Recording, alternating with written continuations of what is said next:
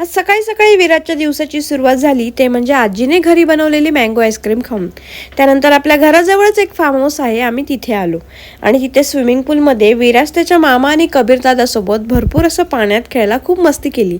जसं जशी दुपार होत होती तसं ऊन वाढत होता आणि विराज काही पाण्यातून बाहेर यायला मागे ना. त्याला बाहेर काढून घेतलं तरी तो पुन्हा पुन्हा रडून आत पाण्यामध्ये खेळण्यासाठी जात होता आणि सोबतच शरीर बॅलन्स करायला देखील बघत होता. म्हणून इथे त्याचा मामा त्याला पोहायला शिकवतोय. शेवटी त्याला पाण्यातून जबरदस्ती ओढून बाहेर घेतल्यानंतर पुन्हा येऊ असं सांगून आणि इथे जरा वेळ निवांत बसलो तर समोर कबीर दादा झोक्यात बसलेला, त्याच्या मागे मागेच आम्हाला पळायचं असतं आणि ते मम्मी आणि मी सुद्धा जरा वेळ निवांत बसलो झोक्यावर. आणि इथे समोर आहे ना कोंबड्या होत्या, तर तेच विराज बघत होता कारण एवढ्या जवळून तो पहिल्यांदाच बघत आहे, म्हणून तितक्याच कुतूहलाने त्याचं निरीक्षण चाललेलं. आणि बरंच असं ऊन वाढू लागलेलं, त्यामुळे आम्ही सुद्धा तिथून निघालो आणि घरी आलो. घरी आल्या आल्या थंडगार असं कैरीचं पन्ह घेतलं आणि सोबतच मम्मीने बनवलेली ही मँगो आईस्क्रीम एन्जॉय केली. त्यानंतर दुपारी जरा वेळ आराम करून आम्ही लगेच संध्याकाळी पुन्हा बाहेर आलो आणि इथे बघा किती मस्त असं लाल सूर्य दिसत आहे.